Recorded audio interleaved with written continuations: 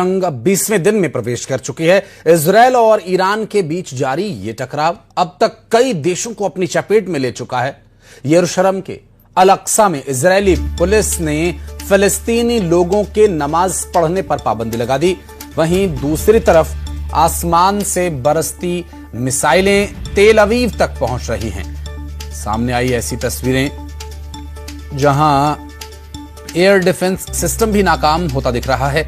कहीं missile attack तो कहीं एक के बाद एक हो रहे हमलों से गैस फैसिलिटी और रिफाइनरी आग के गोले में बदल रही है। कतर से लेकर ईरान और आसालुयेह तक आग और धुएं के गुबार दिखाई दे रहे हैं। इस जंग की आंच अब लगभग हर खाड़ी देश तक पहुंच चुकी है। रियाद में भी मिसाइल हमलों की खबर है। वहीं राजधानी बेरूत पर एक बार फिर इजरायली एयर स्ट्राइक का निशाना लगा और इजराइल का दावा है कि उसने ईरान के अंदर घुस करके सैन्य ठिकानों को निशाना बनाया है।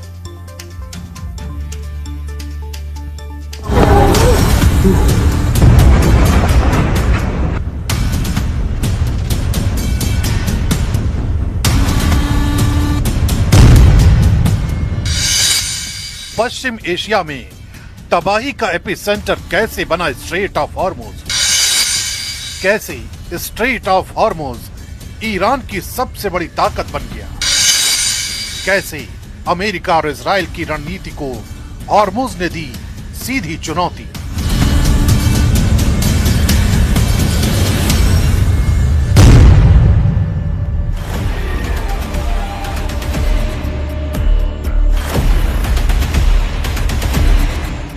स्ट्रेट ऑफ हॉर्मुज दुनिया का सबसे अहम तेल गलियारा। हर दिन लाखों बैरल कच्चा तेल और एलएनजी इसी रास्ते से एशिया, यूरोप और अमेरिका तक पहुंचता है। यही वजह है कि संकरी जलधारा की अहमियत सिर्फ भौगोलिक नहीं बल्कि रणनीतिक भी है। ईरान की तटरेखा इस स्ट्रेट के उत्तरी हिस्से को कवर करती है, जिससे उसे नेचुरल कंट्रोल मिलता है। जैसे ही अमेरिका इजराइल ने हमले तेज किए, ईरान ने इसी भौगोलिक ताकत को अपने पक्ष में मोड़ लिया। यानी जहां उसकी सैन्य ताकत कमजोर पड़ रही थी, वहीं उसकी लोकेशन सबसे बड़ा हथियार बन गई। ईरान ने स्ट्रेट ऑफ हॉर्मुज को सिर्फ ब्लॉक नहीं किया, बल्कि उसे डेंजर जोन बना दिया। समुद्र में माइंस बिछाए गए, एंटी शिप मिसाइलें तैनात की गई, ड्रोन बोट्स और स्पीड बोट्स के जरिए लगातार खतरा बनाया गया। हर गुजरते जहाज को अब रिस्क का सामना करना पड़ रहा है। नतीजा, अंतरराष्ट्रीय शिपिंग कंपनियां पीछे हटने लगी, बीमा प्रीमियम आसमान छू गया और कई टैंकरों ने रास्ता बदल लिया।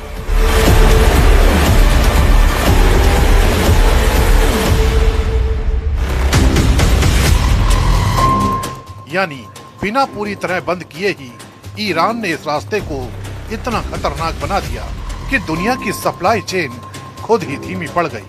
यहीं से शुरू होता है असली खेल, इकोनॉमिक वॉरफेयर। जैसे ही हॉर्मुज पर खतरा बढ़ा, ग्लोबल ऑयल मार्केट में उथल पुथल मच गई, कीमतें तेजी से बढ़ी और दुनिया की बड़ी अर्थव्यवस्थाएं दबाव में आ गई। ईरान जानता है कि वो सीधे अमेरिका से सैन्य मुकाबले में कमजोर है, लेकिन तेल की कीमतों के जरिए वो पूरी दुनिया को प्रभावित कर सकता है। यही वजह है कि उसने इस स्ट्रेट को एक इकोनॉमिक लीवर में बदल दिया। अब हर दिन की देरी, हर टैंकर की रुकावट सीधे ग्लोबल इकोनॉमी को झटका दे रही है। अमेरिका ने जवाब में नौसेना तैनात की, माइंस हटाने की कोशिश की और एयर स्ट्राइक भी तेज की, लेकिन हॉर्मुज का भूगोल ईरान के पक्ष में है। संकरी जलधारा, पास के ईरानी तट और छिपे हुए लॉन्च पॉइंट, ये सब मिलकर ईरान को गेटकीपर बना देते हैं। कई देशों को अब अपने जहाज निकालने के लिए ईरान से अप्रत्यक्ष अनुमति लेनी पड़ रही है। यही वो स्थिति है जहां एक क्षेत्रीय ताकत सुपर पावर को चुनौती दे रही है, सीधे युद्ध में नहीं बल्कि कंट्रोल के खेल में। स्ट्रेट ऑफ हॉर्मुज अब ईरान का लास्ट कार्ड नहीं बल्कि स्मार्टेस्ट कार्ड बन चुका है। बिना न्यूक्लियर हथियार इस्तेमाल किए उसने दुनिया की सबसे बड़ी कमजोर नस पकड़ ली है, ऊर्जा सप्लाई। अगर ये संकट लंबा चलता है तो इसका असर हर देश, हर बाजार और हर आम आदमी तक पहुंचेगा। महंगाई बढ़ेगी, सप्लाई चेन टूटेगी और वैश्विक मंदी का खतरा गहराएगा। यही वजह है कि विश्लेषक मान रहे हैं कि ईरान ने अपनी भौगोलिक स्थिति को हथियार बनाकर इस जंग में एक नया मोर्चा खोल दिया है, जो शायद सबसे ज्यादा खतरनाक है। ईरान जंग अपने सबसे भयानक मोड़ पर आ गई है, क्योंकि अब एक दूसरे के एनर्जी सेंटर्स टारगेट पर आ गए। दावा है कि शुरुआत इजराइल की तरफ से ईरान के साउथ पार्स गैस फील्ड पर दागी गई मिसाइलों के बाद शुरू हुई। सामने बढ़ाओ।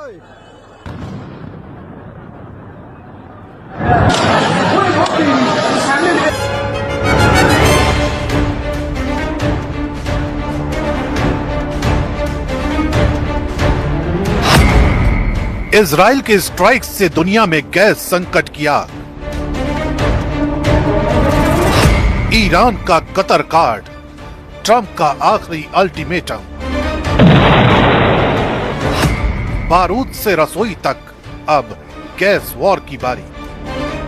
28 फरवरी को जब ईरान पर अमेरिका और इजराइल के बीच भीषण हमले हुए थे, तेहरान पर मिसाइलों की बौछार हुई थी, तब किसी ने नहीं सोचा था कि 20वें दिन ये जंग एनर्जी वॉर यानी दुनिया की सबसे बड़ी गैस की जंग में तब्दील हो जाएगी। दरअसल इजराइल की एक स्ट्राइक ने पूरी दुनिया के चूल्हों पर ताला लगाने की नौबत ला दी। ऐसा इसलिए क्योंकि जंग के 19वें दिन की एक स्ट्राइक इतिहास बदलने वाली है। दावा है कि इजराइल ने अमेरिका को अंधेरे में रखकर ईरान के साउथ पार्स गैस फील्ड के एक हिस्से पर हमला कर दिया।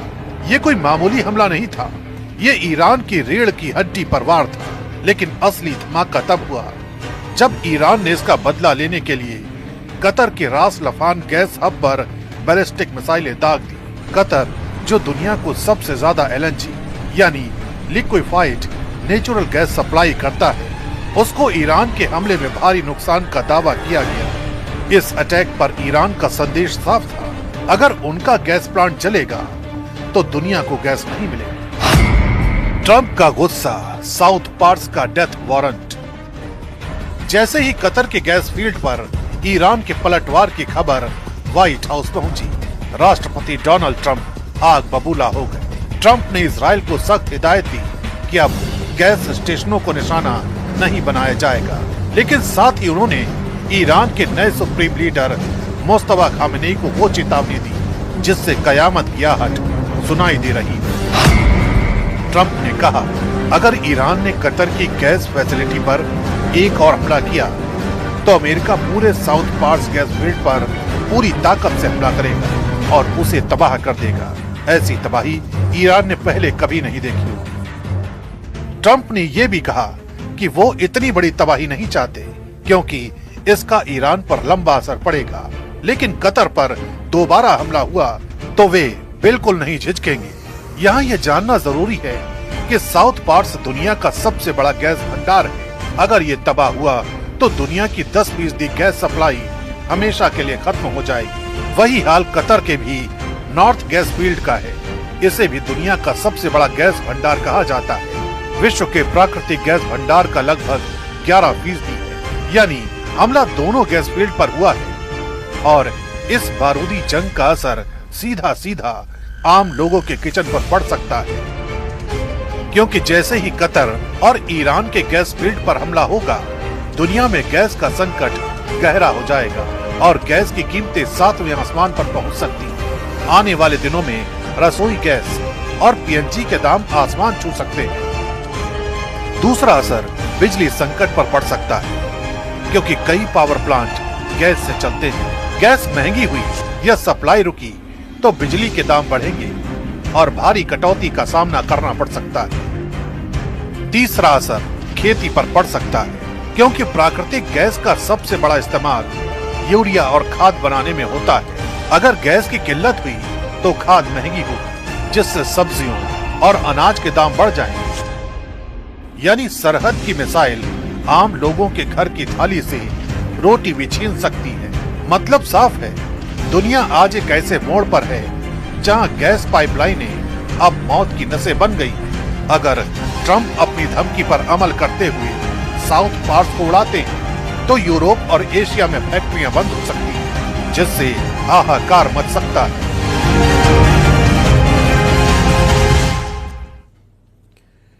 नेतन्याहू का कॉफी वाला वीडियो सबने देखा। उस वीडियो पर काफी विवाद हुआ, लेकिन अब नेतन्याहू के एक इशारे ने बता दिया कि इजराइल आगे क्या करने जा रहा है।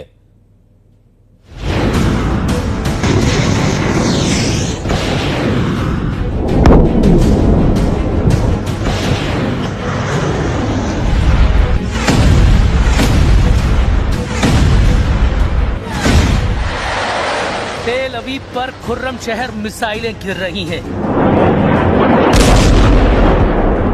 एक एक क्लस्टर बम को गौर से देखिए। ये टूटते हुए सितारे नहीं, मौत बरसाने वाले वो बम हैं जिसका इजराइल के पास कोई तोड़ नहीं।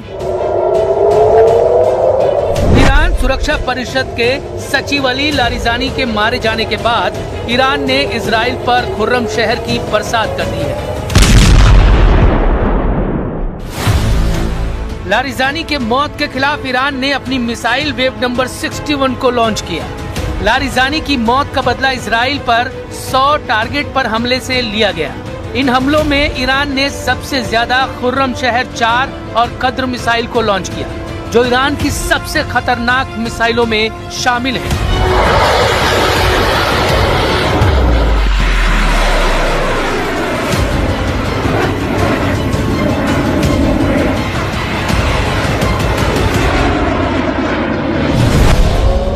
इनमें सबसे ज्यादा चर्चा खुर्रम शहर 4 की हो रही है, क्योंकि खुर्रम शहर जब आसमान में नजर आती है तो इजराइल के डिफेंस सिस्टम लाचार हो जाते हैं।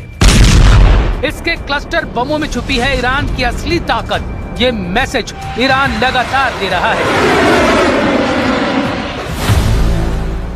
ईरान बता रहा है कि उसकी लीडरशिप यानी नेतृत्व एकदम खुर्रम शहर के वॉर हेड की तरह है।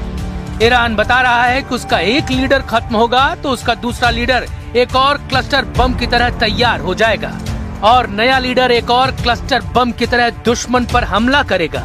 ईरान बता रहा है कि ये उसकी लीडरशिप का खुर्रम शहर मॉडल है। ईरान बता रहा है कि एक क्लस्टर मारोगे तो दुश्मन पर नया लीडर 100 क्लस्टर की तरह फूटेगा।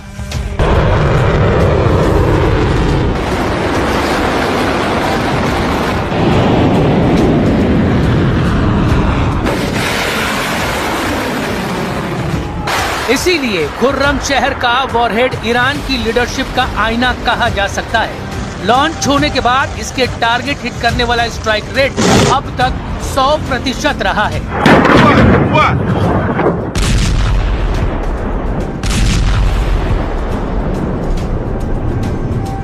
खुर्रम शहर मिसाइल से निकले क्लस्टर बम जमीन पर क्या कोहराम मचाते हैं। इजराइल इसको छुपाने की कोशिश जरूर कर रहा है, क्योंकि टारगेट पर इजराइल के कई मिलिट्री बेस और कई खुफिया अड्डे रहे हैं, लेकिन खुर्रम शहर 4 के क्लस्टर बम तेल अवीव की बड़ी आबादी पर गिर रहे हैं और ऐसे में आम लोगों को भी नुकसान पहुंचा रहे हैं। ईरान की तरफ से जो मिसाइल दागे जा रहे हैं उनमें है क्लस्टर बम, और वो क्लस्टर बम इसराइल में मचा रहे हैं तबाही। पिछले 3 दिनों से जगह जगह पे हमले हो रहे हैं और क्लस्टर बम की वजह से तबाही हो रही है। मैं इस वक्त नेकबा एरिया में हूं, ये इसराइल का एरिया है और यहाँ पे आप देख सकते हैं कि बिल्डिंग का क्या हाल हुआ है। यहाँ पे क्लस्टर बम की वजह से फिलहाल ऐसा लगता है कि इसराइल के पास क्लस्टर बम का तोड़ अभी तक नहीं है। Air defence system cluster bomb के सामने फेल हो रहा है। लारिजानी पर हमले के बाद ईरान ने लॉन्च की अपनी प्रीमियम क्लास की मिसाइल। दावा किया जा रहा है कि इस मिसाइल का तोड़ इजराइल के पास बिल्कुल भी नहीं है और ये बहुत सटीक भी है। इस नई मिसाइल का नाम है